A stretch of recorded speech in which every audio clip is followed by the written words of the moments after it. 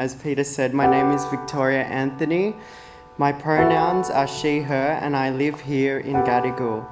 And this is my trans story. In March of last year, I lost everything I ever worked hard for. I was always involved in the creative arts. I worked 6 to 7 nights a week as an entertainer and DJ. I love music, I love nightlife, I love dancing, but COVID-19 changed all of that. As a child, I would dance and play in the flower beds with little kittens at my uncle's farm, collecting insects and trying to avoid playing soccer and other sports that my brother and cousins would play. I was an amazing dancer. My mother always encouraged me to be creative. She put me in dancing when I was 6, and I was a little star on the rise doing tap, ballet, and jazz. I even won some awards when I was 7 years old. My dad, on the other hand, wanted me to be more boyish, and I also did soccer training and eventually had to give up dancing. Soccer obviously went nowhere for me, and I decided I wanted to quit that. My mother is Filipina and my dad is Italian. My dad would sell flowers on the side of the road from my uncle's farm to provide for us. My mother would stay home and look after us. She loved karaoke, and I would sing with her for hours, and she immediately picked up that I could sing, and I eventually got into that as a teen. I also grew to love disco. Every Saturday night, I'd listen to the disco playlist on Mix 106.5. I love it. I also loved watching Rage and video hits, and I would write down the songs on the charts in a notebook. Another fun fact about me is I can actually skip/jump rope pretty good, and I did that professionally at primary school. Do you want to see a demonstration? Okay, it's about to get real. Here we go. Okay, here we go. Get ready. Don't expect much. I haven't done this for years, and I'm wearing heels.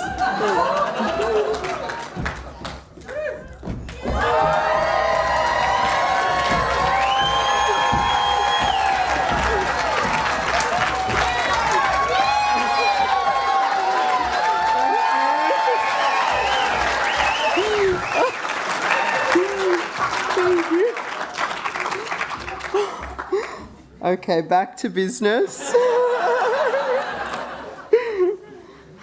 Okay, I can let this out now.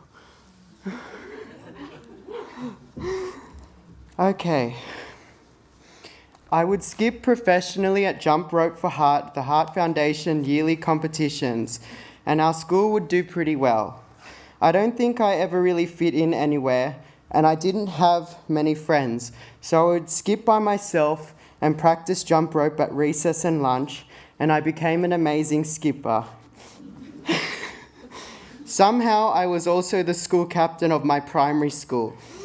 I did a parody of Wannabe by the Spice Girls in my speech. Yo, I'll tell you what I want, what I really, really want. I want to be a school captain or prefect. I want to tick, I want to tick, I want to tick, I want to tick. And I really, really, really want that until you say cool.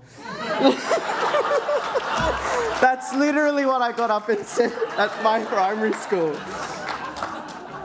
I think the teachers all knew I was different and knew I needed the encouragement to succeed in life. Primary school was some of the best years of my life. High school, on the other hand, I attended an all-boys Catholic school in Bankstown. No more skipping. Singing, though, became my new passion. Those endless hours of karaoke really paid off. I joined the school choir and had to sing at most school assemblies.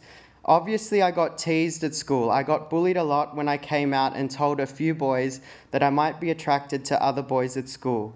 I had to learn to become a shadow. My confidence was really low.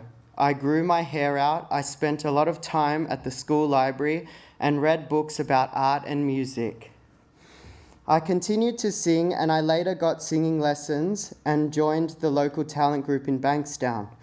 This was life-changing. The talent group saw me perform at the Sydney Opera House, in Disneyland Los Angeles, and the Royal Easter Show, to name a few. I loved to sing. I would sing Frank Sinatra and really had to embrace the crooner vibe. I also loved a little bit of Bobby Darin and April Sun in Cuba by Dragon. Take me to the April sun in Cuba. Oh, oh. Take me where the April sun's gonna treat me so right. So right.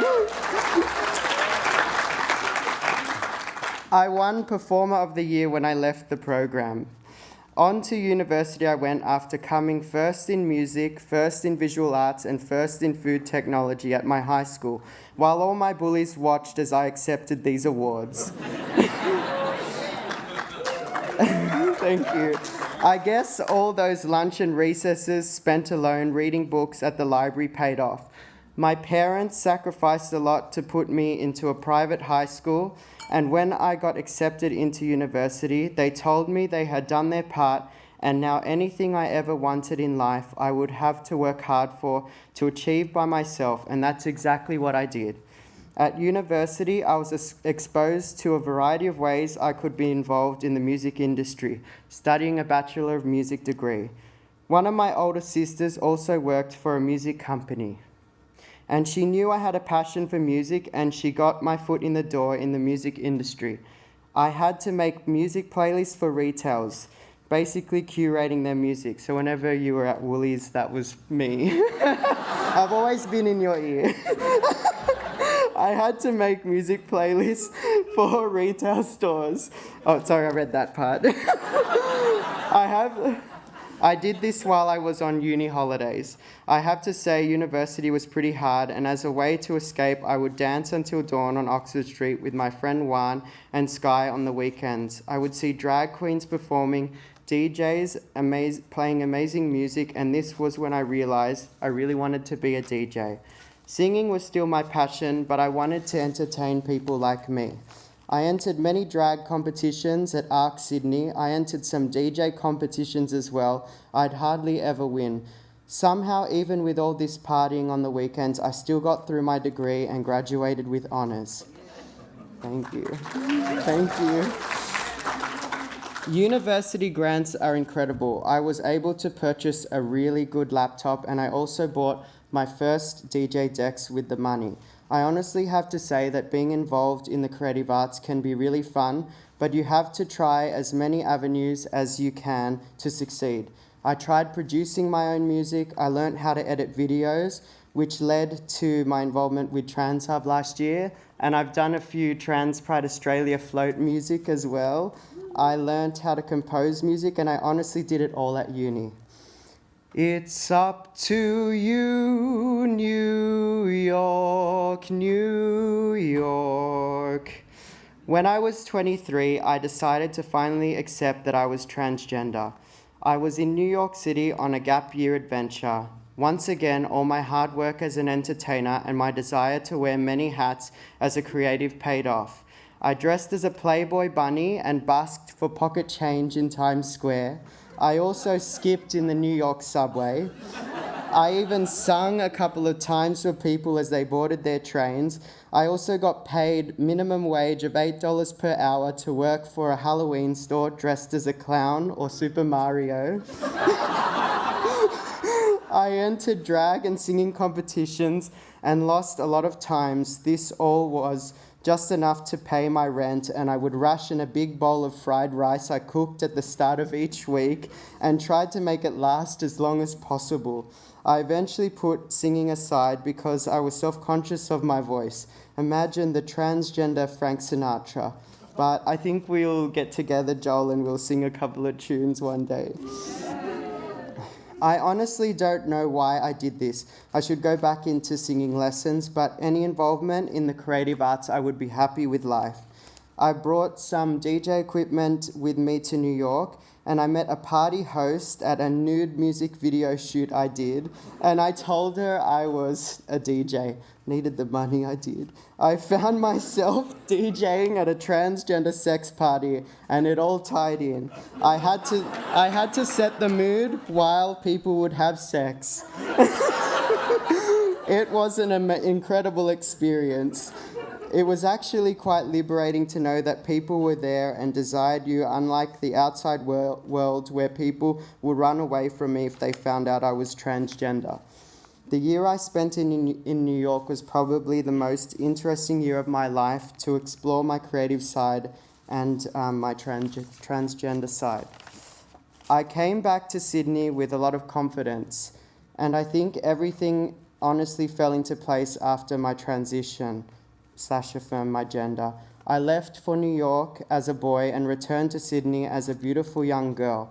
I could get up on stage and rock it. I could DJ and make everyone dance. Word spread really quickly, and I literally lived my dream of being an entertainer on Oxford Street every weekend for over half a decade now.